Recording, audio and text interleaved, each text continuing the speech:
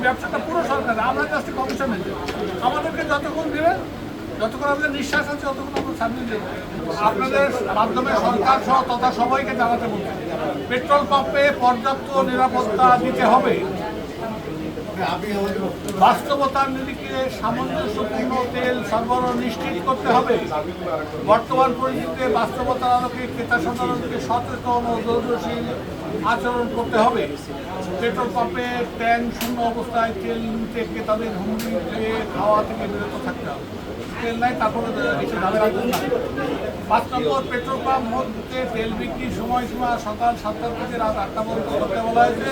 এটা তারা যদি আরও বেশি করতে চায় আমাদের কোনো আপত্তি নেই, তবে পর্যাপ্ত নিরাপত্তা না থাকলে আমরা এটা কন্টিনিউ করতে পারবো। উপজেলা জেলা পর্যায়ে পেট্রোল পাম্পের পর্যাপ্ত নিরাপত্তা জোরদার করতে হবে। ডিপো থেকে জ্বালানি তেল ট্যাঙ্কলরির চেম্বারের ধারণ ক্ষমতা অনুযায়ী সরবরাহ করতে হয়, যাতে ওই অল্প তেল নিয়ে দূর দূরান্ত রাস্তায় গিয়ে তাদের পরিবহন খরচ না বাড়ে। এই জন্য আমরা এটা বলেছি। একটা চেম্বারে 9,000 লিটার ধরে, সেখানে 4,500, 2,000 বা 3,000 লিটার তেল না দেয়, তাহলে তাদের পরিবহন খরচ বেড়ে গেলে এই লোক তেল বিক্রিতে আগ্রহ হারিয়ে দেবে। তারপরেও আমরা নিচ্ছি, এই দায়িত্ব নিয়ে নিচ্ছি। সরকারের মনিটরিং ব্যবস্থা আরও জোরদার করা, অযথা পেট্রোল পাম্প আক্রমণ, পেট্রোল পাম্প মালিকদের উপর একতরফা দশটা করা যাবে না। সেক্ষেত্রে সরকারের ট্যাগ অফিসার নিয়োগকে আমরা সাধুবাদ জানাই। আপনাদের বাংলাদেশের যতগুলো এজেন্সি আছে সবাই যদি ভিন্ন ভিন্নভাবে এসে পেট্রোল পাম্পে মনিটরিং করে তাতেও আমাদের আপত্তি নাই। আর আপনারা অনেকেই প্রশ্ন করছেন এর আগে আমার কাছে, বিভিন্ন পেট্রোল পাম্প তেল শূন্য নাই বলে বন্ধ করে রাখছেন। তেল যদি না থাকে তার কোনো উপায় নাই, তবে তেল থাকা অবস্থায় যদি কেউ তেল শূন্য করে থাকে, he is doing a crime. তার জন্য যে পানিশমেন্ট সরকার দেয় এই সংগঠন সেই সব সদস্যের জন্য কোনো দায়িত্ব নেবে না। তবে আপনাদেরকে বাস্তবতা বুঝতে হবে, প্রত্যেকটা পেট্রোল পাম্পে কিন্তু অপটিমাম ডেলিভারি করার একটা ক্ষমতা আছে, সেই জনবল আছে।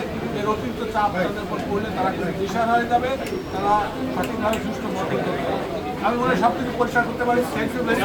কোনো সংকট আছে আপনারা মনে করেন? না, সংকট নেই। আমাদের কাছে যদি প্রতিদিন তেল দেয় তাহলে সংকট আছে কি করে বলবো আমরা? কম দিচ্ছে, কিছু তো সাথে করে দিচ্ছে, বাট তো দিয়েই চলেছে। সংকট আছে এটা আমরা বলতে পারছি, সংকট তো সরকারের, এই ব্যবসাটা পুরো সরকারের, আমরা জাস্ট কমিশন এজেন্ট। আমাদেরকে যতক্ষণ দেবে, যতক্ষণ আমাদের নিঃশ্বাস আছে ততক্ষণ আমরা সার্ভিস দেবো। নিঃশ্বাস নেই তো দেবো না। তবে এটা বিশ্বব্যাপী সমস্যা।